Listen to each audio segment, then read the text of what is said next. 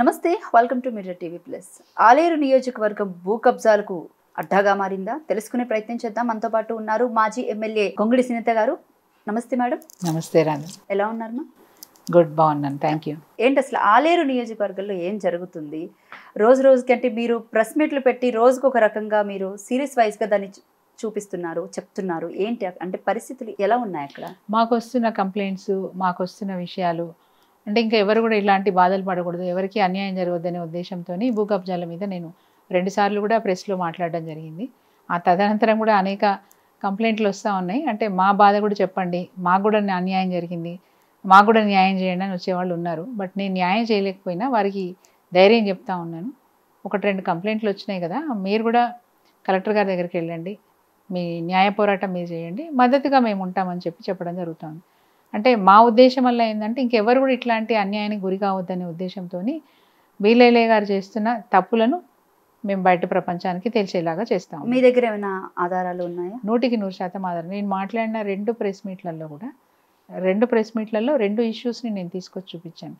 పూర్తి ఆధారాలు, పూర్తి డాక్యుమెంట్స్తో తీసుకొచ్చి ఇచ్చాను. ఈవెన్ నేను ప్రెస్ మీట్ పెట్టినప్పుడు మీడియా అందరికీ కూడా ఆ డాక్యుమెంట్స్ PDF ఫైల్ షేర్ చేసిన సందర్భం. పూర్తి ఆధారాలతోనే నేను మీడియా ముందుకు వచ్చాను. బేసిక్గా గొంగుడి సునీత అంటే అసెంబ్లీలో ఎవరైనా సరే రఫాడించే మనిషి. బట్ బీర్లా ఐలైని ఎందుకు ఎదుర్కోలేకపోతున్నారు మీరు? అంటే ఒకానొక సందర్భంలో కూడా మీరు కన్నీళ్లు పెట్టుకున్నటువంటి అంటే నా నియోజకవర్గంలో డయాలసిస్ సెంటర్ పెట్టాలని, డయాలసిస్ పేషెంట్లకు మొదట్లో నేను 0 అవర్లో డయాలసిస్ పేషెంట్లకు పెన్షన్ ఇవ్వాలని నేను అడిగాను అసెంబ్లీలో. నన్ను ఆ రోజు నా పార్టీలో ఉన్న వాళ్ళే, నువ్వు ప్రతిపక్షంలో ఉన్నట్టు మాట్లాడుతున్నావు సునీత, అధికార పక్షంలో ఉండి నువ్వు అసెంబ్లీలో పెన్షన్ గురించి డిమాండ్ చేస్తున్నావు అని అడిగిన సందర్భాలు కూడా ఉన్నాయి. అదే రోజు రాత్రి నా నియోజకవర్గం నుంచి ఒక అబ్బాయి నాకు ఫోన్ చేశాడు. Is about 21 years. ఆ అబ్బాయి ఫోన్ చేసి, అక్క నా గురించి పెన్షన్ అడిగినావు, చాలా సంతోషం, నీ గురించి ఎంత అమ్మి అంటే, నేను డయాలసిస్ పేషెంట్ని, 3 అక్క చెల్లెలు నాకు, మా నాన్న లేడు, మా అమ్మ చాలా బాధపడుతోంది, నన్ను డయాలసిస్ ట్రీట్మెంట్కి వారానికి 3 రోజులు హైదరాబాద్ తీసుకుపోతుంది, నేను భారం అయిపోయిన ఈ కుటుంబానికి, నాకు చచ్చిపోవాలనిపిస్తుంది అనే మాట నేను నెక్స్ట్ డే మళ్ళీ అసెంబ్లీలో మాట్లాడేటప్పుడు ఈ విషయం చెప్పినాను. చెప్తూ ఏమన్నానంటే, మాకు డయాలసిస్ సెంటర్ ఏర్పాటు చేయండి ఆలేరులో అని అడిగినప్పుడు, స్పీకర్ గారు టైం ఎక్కువ తీసుకుంటున్నానని చెప్పి నా మైక్ కట్ చేయబోయారు. అప్పుడు నాకు ఆ ఎమోషనల్గా ఫీల్ అయ్యి నా కళ్ళలోంచి నీళ్ళు వచ్చినాయి. ఈ బాధ నాకు తెలుసు, మా నాన్నకు కూడా ఇలాంటి సిచ్యువేషన్ ఉండింది, అప్పుడు టెక్నాలజీ లేదు. అంటే ఎందుకు ఎదుర్కోలేకపోతున్నారు మీరు? ఇంత స్ట్రాంగ్ ఇట్లా ఎదుర్కోవడం ఏముంటుంది చెప్పమ్మా. ఇప్పుడు వారు ఎమ్మెల్యే అయినారు, నేను ప్రతిపక్షంలో ఉన్నాను, వారి పని వారు చేసుకుంటూ, ప్రతిపక్షంలో ఉన్నప్పుడే కదా ఇంకా ఎక్కువ వాదించాల్సింది. That's what. ఇప్పుడు అభివృద్ధిలో వెనుకబడిపోతుందనే బాధ మాకున్నది. ఎక్కడ అవసరమైతే అక్కడ మాట్లాడుతున్నాం. గతంలో కూడా మెడికల్ కాలేజు, మేము శాంక్షన్ చేయించుకున్న మెడికల్ కాలేజీని ఆయన నిమ్మకు నీరెత్తినట్టు ఊరుకుంటే కొడంగల్ తీసుకుపోయే ప్రయత్నం చేసినారు రేవంత్ రెడ్డి గారు. ఈ వార్త బయటికి రాగానే నేను సీరియస్గా దామోదర్ రాజనరసింహ దగ్గరికి వెళ్ళాను. ఎవరు వారు? మన ఆరోగ్య శాఖ మంత్రి గారు. ఆ మంత్రి గారి దగ్గరికి వెళ్ళి, మా నియోజకవర్గానికి శాంక్షన్ అయిన మెడికల్ కాలేజ్ తీసుకుపోవద్దని చెప్పి నేను పోరాటం చేసినా కాబట్టి ఈరోజు మెడికల్ కాలేజు ఇంకా కూడా యాదాద్రి పేరు మీద ఉన్నది. మొన్న అకాడమిక్ ఇయర్ కూడా స్టార్ట్ అయిందనే చెప్పాలి. అంటే మేము ఎప్పటికప్పుడు మా ప్రాంతానికి జరిగే అన్యాయం మీద మేము మాట్లాడుతున్నాం కాబట్టి మాకు ఏవైతే మంజూరీ ఉన్నాయో వాటిని కొనసాగించే ప్రయత్నం మేము చేస్తూ ఉన్నాం. బీలైలే గారు వారు ఎమ్మెల్యే అయిన తర్వాత ఇప్పటి వరకు చెప్పుకోదగ్గ అభివృద్ధి ఏమీ జరగలేదమ్మా. ఉన్నది చెప్తున్నాను, ఏమీ జరగలేదు. మేము ఏవైతే మంజూరీలు ఇచ్చి శంకుస్థాపనలు చేసినామో ఆ పనులు కూడా చేయలేని పరిస్థితిలో ఈరోజు బీలైలే గారు ఉన్నారు. ఎప్పటికప్పుడు ప్రజలలో వేసి చైతన్యం చేసే ప్రయత్నం చేస్తూ ఉన్నాం. ఈ ఫౌండేషన్ స్టోన్ వేసి సంవత్సరం అవుతుంది, ఈ పని ఎందుకు జరగట్లేదు? కాంట్రాక్టర్ చేస్తలేడు. కాంట్రాక్టర్ ఎందుకు చేస్తలేడు? ఆయనకు బిల్స్ వచ్చేటివి ఉన్నాయి. మరి బిల్స్ ఇప్పించి పని చేయించుకోవాలి కదా. అంటే 9% కమిషన్ ఇస్తేనే బిల్ వస్తుంది, 9% కమిషన్ వస్తేనే పని స్టార్ట్ అవుతుంది. యాదాద్రి ఆలయం వద్ద షాపుల కేటాయింపులు అసలు ఏం జరుగుతుంది? షాపుల కేటాయింపు విషయంలో వాస్తవంగా అక్కడ ఇవ్వాల్సింది 139 మందికి షాపులు ఇవ్వాల్సిన అవసరం ఉంది. అంటే మా ప్రభుత్వం ఉండగానే దుకాణాలన్నీ కూడా పోయినాయి, రోడ్డు వెడల్పు కార్యక్రమాలు పోయినాయి. అప్పుడు కేసీఆర్ గారు వారికి మాట ఇచ్చినారు, నేను మీకు దుకాణదారులందరికీ కూడా నేను దుకాణాలు కట్టిస్తాను, ఇదే YTDA స్థలంలోనే నేను కట్టిస్తాను, మీకు అన్యాయం చేయనని చెప్పారు. దాని ప్రకారం పనులు కూడా స్టార్ట్ అయిపోయినాయి. నేను ఉండగానే కాంట్రాక్టర్ వెంబడి ఒక 60 షాపులు పూర్తి చేయించినాము, మిగతావి పనులు పురోగతిలో ఉండే. సో ఈ 60 మందికి షాపులు కేటాయించినప్పటికీ ఇప్పుడున్న ఎమ్మెల్యే గారు శ్రద్ధ పెట్టకుండా ఇప్పటివరకు ఎలక్ట్రిఫికేషన్ కూడా చేయలేదు. కనీసం కరెంట్ కనెక్షన్ కూడా ఇవ్వలేని దుస్థితిలో ఉన్నాడు మా ఎమ్మెల్యే. ఆ విషయాల మీద మేము ఎప్పటికప్పుడు మాట్లాడుతూనే ఉన్నాం, పోరాటం చేస్తూనే ఉన్నాం. ఇంకా విచిత్రమైన విషయం మీకు దృష్టికి తీసుకురావాలి. నేను ఈ మధ్యన ఈవో గారికి ఫోన్ చేసినాను, యారుగుట్ట ఈవో గారికి ఫోన్ చేసినాను. ఇక్కడ దుకాణదారులకు మీరు దుకాణాలే సరిగ్గా ఇవ్వట్లేదు, వాళ్ళకి ఇవ్వాల్సిన హక్కు వాటాగా రావాల్సినవి మీరు ఇవ్వట్లేదు. పైగా కొత్తగా గాలిగోపురం పక్కన అసలు ఏ మాత్రం కూడా బాగుండని విషయం చేసినారు మీరు. టీ స్టాల్ ఎందుకు పెట్టినని అడిగిన. గాలిగోపురం ఎంత గొప్ప దేవాలయం అమ్మ అది. కింద గాలిగోపురం దగ్గర టీ పాయింట్ పెట్టినారు. టీ పాయింట్ ఎందుకు పెట్టినారండి మీరు? అది మొత్తం కాంగ్రెస్ పార్టీ లీడర్లకు అప్పచెప్పినట్టుగా నాకు దాని మీద నాకు వార్త వచ్చింది. అంటే వారు ఏం చెప్తారంటే ఆదాయం పెంచుకోవడానికి పెట్టినాం. ఆదాయం పెంచుకోవడానికి వేరే వసతులు లేవా? ఇక్కడే టీ పాయింట్ ఎందుకు పెట్టాలి అంటే కాంగ్రెస్ పార్టీ లీడర్లదట అది. అంటే ఎంత దిగజారిపోతున్నారు. వారు ఎన్నో మాటలు చెప్పినారు ఎలక్షన్స్కి ముందు. ఈ బ్రిడ్జ్ గులగొట్టిచ్చేస్తా, ఇప్పటి వరకు ఇసుక రేణి కూడా తీయలే అక్కడి నుంచి. ఇన్కంప్లీట్గా ఉన్న రోడ్స్ చేస్తా అని చెప్పినారు, ఇప్పటి వరకు చేయలేదు. నేను హై లెవెల్ బ్రిడ్జ్లు ఒక 5 మంజూరు చేయించినాను. ఎందుకంటే వరదలు వచ్చినప్పుడు, వాగులు వచ్చినప్పుడు 2 సార్లు యాక్సిడెంట్ జరిగినాయి. ఒకసారి అయితే 2 ఆడపిల్లలు కొట్టుకపోతే, ఒక్క వాగు దగ్గర కొట్టుకపోతే 4వ వాగు దగ్గర దొరికినారు. అంటే 4వ కల్వర్టు దగ్గర దొరికినారు వాళ్ళు. అట్లాంటి పెద్ద పెద్ద ప్రమాదాలు జరుగుతున్నాయని చెప్పి ఓసారి అయితే వెహికల్ పోయింది, ఓసారి కారు పోయింది, కొట్టుకుపోయింది. వాటికి హై లెవెల్ బ్రిడ్జ్లు మంజూరు చేసినాం. ఈ రోజు వరకు పనులు చేయలే. దమ్ముంటే తన భూ కబ్జాలని నిరూపించమంటున్నాడు బీర్ల ఐలయ్య. దానికి మీ సమాధానం ఏంటి? నిరూపణ ఏముంటుంది? డాక్యుమెంట్స్ నేను తీసుకొచ్చి మొత్తం సోషల్ మీడియాలో, మీడియాకి అందరికీ నేను ప్రెస్ మీట్ పెట్టినప్పుడు పీడిఎఫ్ ఫైల్స్లో మొత్తం ఇచ్చినాను, డాక్యుమెంట్స్ అన్నీ ఇచ్చినాను. ఎవరి పని అది? ఆయన చేసిన తప్పులను నేను ఎత్తి చూపించినప్పుడు యాక్షన్ తీసుకోవాల్సిన పని ఎవరిది? గవర్నమెంట్ది అయి ఉంటుంది. ఆయన గవర్నమెంట్లో ఎమ్మెల్యే కాబట్టి గవర్నమెంట్ పట్టించుకోదు. చాలా రఫ్ అండ్ టఫ్గా మాట్లాడుతున్నాడు కదా ఆయన. ఇప్పుడు యథా రాజా తదా ప్రజ. సీఎం గారు ఎట్లా మాట్లాడితే కింద ఎమ్మెల్యేలు అట్లే మాట్లాడుతున్నారు. సీఎం గారి దగ్గరనే మంచి మాట లేదు, మంచి తీరు లేదు, మంచి భాష లేదు.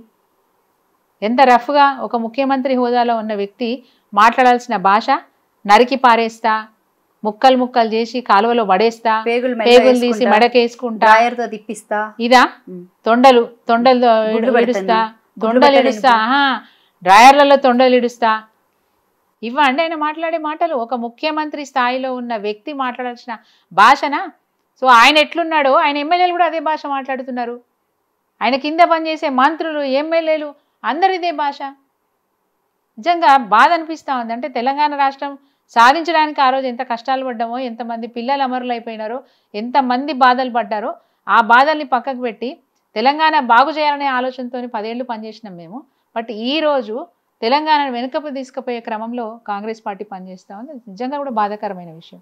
బీర్ల ఐలయ్య కారణంగా అక్కడ ఉన్నటువంటి సబ్ రిజిస్ట్రేషన్ ఆఫీసర్ ఎవరైతే ఉన్నారో ఆయన వల్లనే సస్పెండ్ అయ్యారని అంటున్నారు. దానికి సమాధానం 100% ఇతని వల్లే సస్పెండ్ అయ్యాడు. ఎందుకంటే డిటిసిపి లేఅవుట్ లేకుండా ప్లాట్లు కొట్టే అవకాశం కానీ, ఒక నాన్ అగ్రికల్చర్ ల్యాండ్ అంటే డిటిసిపి పర్మిషన్ లేకుండా, లేఅవుట్ లేకుండా భూమిని ప్లాట్లుగా కొట్టి అమ్మే అవకాశము, రిజిస్ట్రేషన్ చేసే అవకాశం ఉండదు. బట్ సబ్ రిజిస్ట్రార్ని బెదిరించి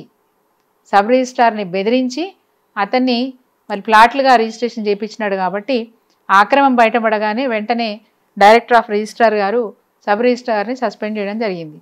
అన్యాయం జరిగింది సబ్ రిజిస్ట్రార్కి.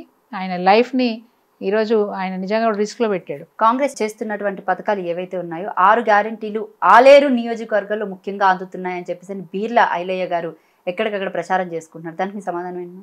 అసలు 6 గ్యారెంటీలు అమలైంది ఏంది? బస్సు ఒకటే కదా, మహిళలకు ఉచిత బస్సు అన్నారు. నేను ఈరోజు కూడా ఛాలెంజ్ చేస్తాను, మా నియోజకవర్గంలో బస్సులు తగ్గిపోయినాయి. రెండోది, మారుమూల గ్రామాలకు కూడా మేము గతంలో బస్సులు వేసిన సందర్భాలు ఉన్నాయి. రిక్వెస్ట్ చేసో, బతిమాలో, బామాలో, మొత్తానికి కుగ్రామాలకు బస్సులు లేకపోతే ఒక్క ట్రిప్ అన్న ఆ ఊర్లోకి వెళ్ళి రావాలని చెప్పి మేము ఏర్పాటు చేసుకున్నాం. ఈరోజు మళ్ళీ కొన్ని గ్రామాలకు బస్సులు బంద్ అయిపోయినాయి. ఫ్రీ బస్ అని చెప్తున్నారు మీరు, కొన్ని గ్రామాలకు బస్సులు బంద్ అయినాయి. ఇక మీరు చేసింది ఏముంది? ఏ పథకాలు ఇచ్చారు? 200 యూనిట్లు ఎంతమందికి ఇచ్చినారు? మీరు ప్రొసీడింగ్స్ ఇచ్చినారు కరెక్టే. ఎంతమంది అర్హులు ఉంటే ఎంతమందికి ఇచ్చినారు? ఎంతమంది అర్హులు ఉంటే ఎంతమందికి మీరు ఆ పథకం ఇచ్చినారని అడుగుతా ఉన్నాను. అంటే మీ దగ్గర జాబితా ఉండాలి కదా. అది కూడా అంతే సేమ్. ఎంతమంది అర్హులు ఉంటే మీరు ఎంతమందికి ఇచ్చినారు?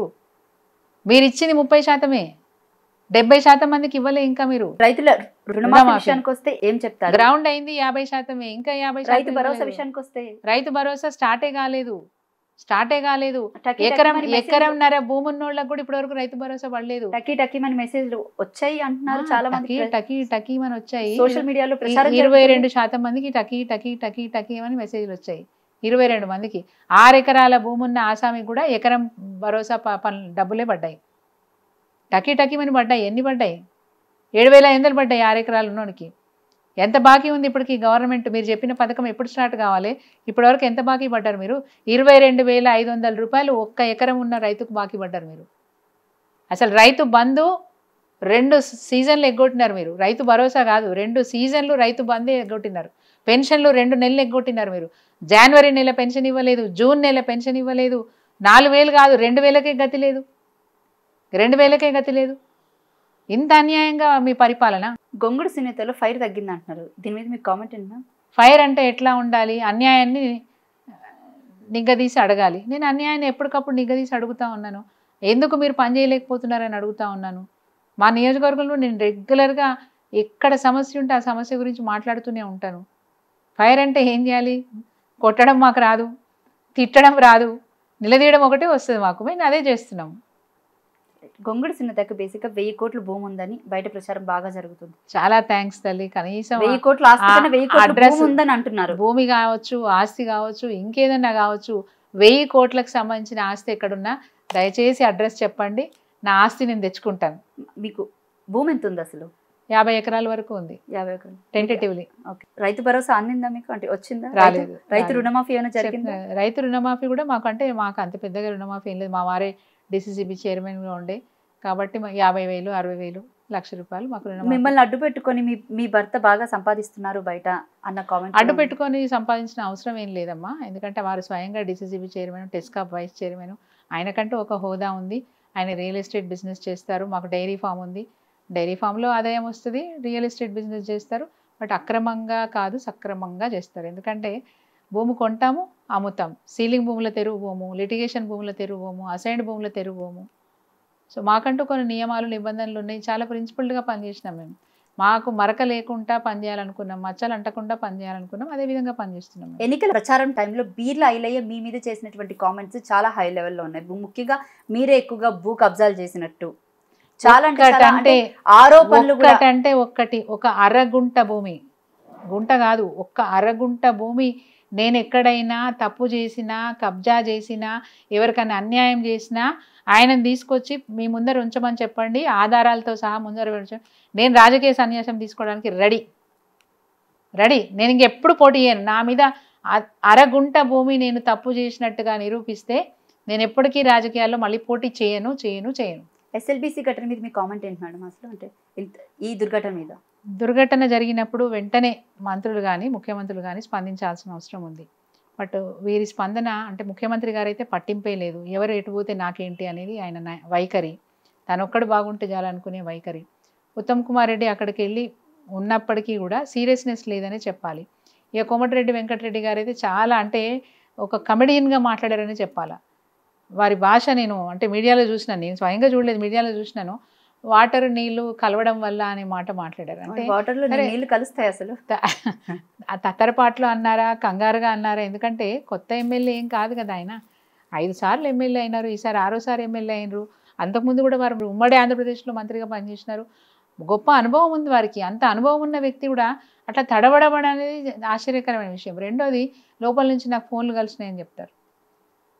అంటే అంత సమస్యని, అట్లాంటి సిచ్యుయేషన్ని కూడా ఒక కామెడీ కింద తీసుకోవడం నిజంగా కూడా చాలా దురదృష్టకరం. 8 మంది పరిస్థితి నాకైతే నమ్మకం లేదమ్మా. ఎందుకంటే నిన్న కూడా నేను ఎస్ఎల్బీసీ ఎక్కడైతే జరిగిందో అక్కడికి వెళ్ళాము.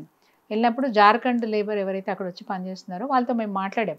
మరి చాలా స్పష్టంగా చెప్తున్నారు. హడ్డీ బీ మే నై మిల్తా అన్నాడు ఒక వ్యక్తి, ముఖేష్ అతని పేరు. చాలా స్పష్టంగా చెప్పాడు, హడ్డీ బీ నై మిల్తా వాపే, జాన్ క్యా బచాతే అన్నాడు. ప్రాణాలు ఏం కాపాడతారండి, వాళ్ళ ఎముకలు కూడా దొరకవు అని చెప్పి అన్నాడు. బొక్కలు కూడా దొరకవు మీకు అని అన్నాడు.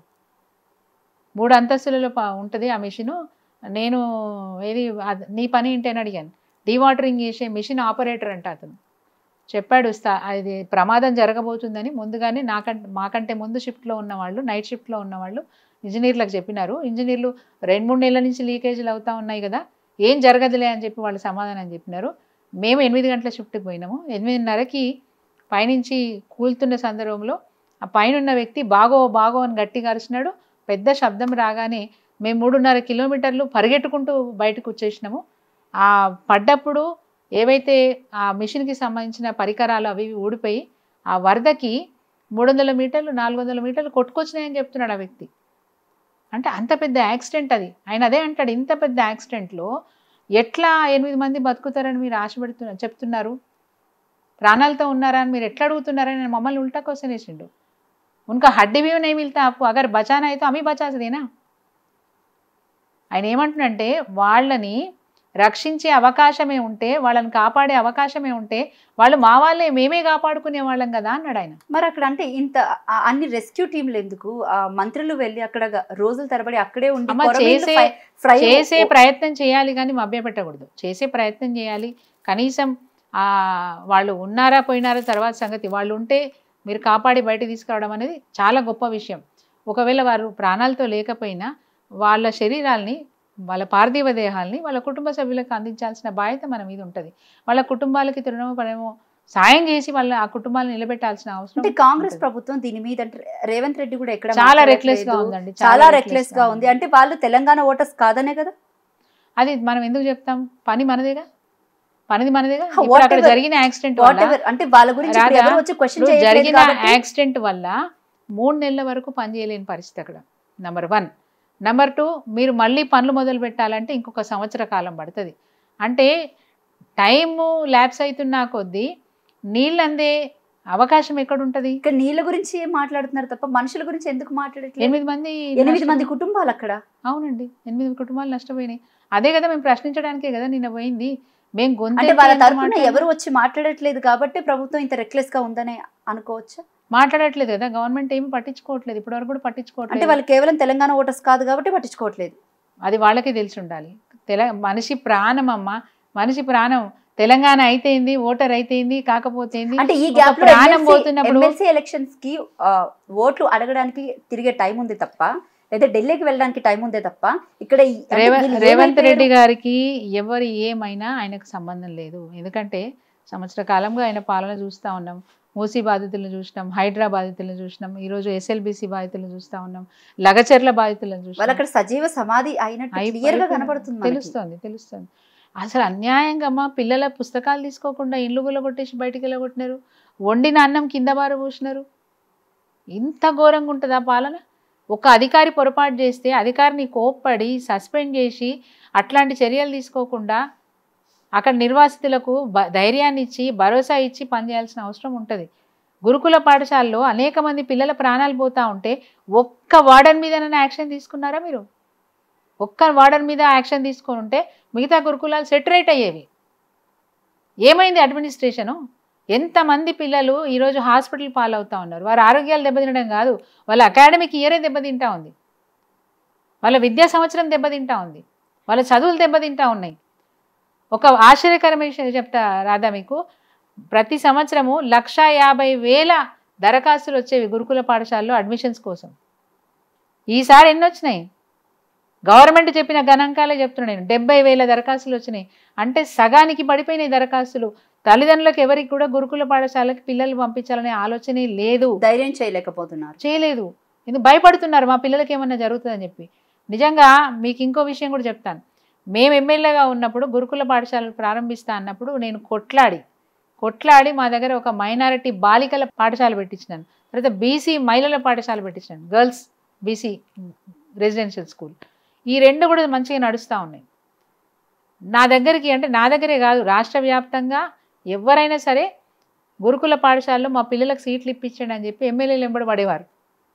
మేము వాళ్ళకి చెప్పేవాళ్ళం, అమ్మ దానికి రాత పరీక్ష ఉంటుంది, రాత పరీక్షలో మంచి మార్కులు వస్తేనే మీకు సీట్లు వస్తాయి, మేము చెప్పినా వీటికి నడవదు, పారదర్శకంగా చేస్తున్నారు, దీంట్లో రికమెండేషన్ నడవమ్మ అని చెప్పేవాళ్ళు. మా దగ్గరకు వచ్చి కాళ్ళ మీద పడి ఏడ్చేవాళ్ళు, మా పిల్లలకి మేము చదివించుకోలేకపోతున్నాము, మేము పేదవాళ్ళము, మా వాడు పొరపాటు చేసినాడు, ఎగ్జామ్ బాగా రాయలేదు, గురుకుల స్కూల్లో ఎట్లన్నా చేసి మాకు సీట్ ఇప్పియండి అని చెప్పి బతిలాడే సందర్భాలు చూసినాం మేము.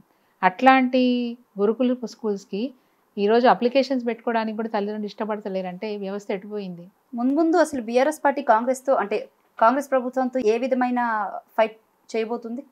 ప్రజలు జరుగుతున్న అన్యాయం మీద మేము మాట్లాడుతూనే ఉంటాం, మాట్లాడుతూనే ఉంటారు తప్ప ఎక్కడ అంటే పోరాటం చేస్తూనే ఉంటాం. వాళ్ళకి న్యాయం జరిగే వరకు కొట్లాడతాం, న్యాయం జరిగేంత వరకు కొట్లాడతాం. ఎంతమంది జరిగిందని చెప్పకండి, ఎంతవరకైనా పోతాం, న్యాయం జరిగేంత వరకు పోతాం. తెలంగాణ రాష్ట్రంలో ప్రజలకి చైతన్యవంతులమ్మ, వాళ్ళు చాలా చైతన్యవంతులు. వాళ్ళు చేసిన తప్పేందో వాళ్ళకి తెలిసి వచ్చింది, వాళ్ళు తీసుకున్న నిర్ణయం వాళ్ళకి తెలిసి వచ్చింది, మేము తప్పుడు నిర్ణయం తీసుకున్నామని తెలిసి వచ్చింది. ప్రజలు ఈరోజు జాగృతం చెందుతూ ఉన్నారు. మళ్ళీ నిరుద్యోగులు బాధపడుతున్నారు, ఉద్యోగస్తులు బాధపడుతున్నారు. అన్ని రంగాల్లో పనిచేస్తున్న వాళ్ళు ఈరోజు ప్రభుత్వం మీద నిరసనలు వ్యక్తం చేస్తున్నారు, రోడ్డు మీదకి వచ్చి. ఆఖరికి పోలీస్ శాఖలో పనిచేస్తున్న కానిస్టేబుల్స్ రోడ్డు మీదకి వచ్చినారు, పోలీస్ శాఖలో పనిచేస్తున్న కానిస్టేబుల్స్ కుటుంబాలు రోడ్డు మీదకి వచ్చినాయి. ఎవరు అంగన్వాడీ సెంటర్లో పనిచేస్తున్నా వాళ్ళంతా బీఆర్ఎస్ కార్యకర్తలే, బీఆర్ఎస్ కి సంబంధించిన మనుషులే, బీఆర్ఎస్ వాళ్ళే దగ్గరుండి చేయిస్తున్నారన్న కామెంట్స్ ఏమో ఓ పక్క. ఆశా వర్కర్లు బీఆర్ఎస్ కార్యకర్తలే కదా, అంగన్వాడీ వాళ్ళు బీఆర్ఎస్ కార్యకర్తలే, మధ్యాహ్న భోజనం వండి పెట్టే కార్మికులు బీఆర్ఎస్ కార్యకర్తలే, నిరుద్యోగులు బీఆర్ఎస్ కార్యకర్తలే, ఉద్యోగులు వీళ్ళంతా కదా. ఈ బీఆర్ఎస్ కార్యకర్తలే రేపు కాంగ్రెస్ పార్టీకి బుద్ధి చెప్తారంటున్నా. ఈ బీఆర్ఎస్ కార్యకర్తలే, సోకాల్డ్ బీఆర్ఎస్ కార్యకర్తలే డెఫినెట్గా రేపు కాంగ్రెస్ పార్టీకి బుద్ధి చెప్తారు. ఈ రోజు వరకు భరిస్తూ వచ్చినారు. రేపు భవిష్యత్తులో ఏం జరుగుతుంది అని చెప్పనా, ఎమ్మెల్యేలను ఊళ్ళో తిరగకుండా చేస్తారు. ఊళ్ళో తిరగకుండా మాకు ఇది ఇస్తా అని చెప్పినావు, మాకు ఇది చేస్తా అని చెప్పినావు, మాకు చేస్తలేవు, ఎందుకు వచ్చినావు మా ఊర్లో కానీ నిలదీసే పరిస్థితి వస్తుంది. ఎవరు అక్కర్లేమ్మా, ఆడవాళ్ళు చాలు, ఆడవాళ్ళు చాలు. వాళ్ళకి ఎన్ని మాటలు ఇచ్చి ఎంత మోసం చేసిరో ఆడవాళ్ళే ఎండగడతారు, ఎవ్వరు చెప్పాల్సిన అవసరం లేదు.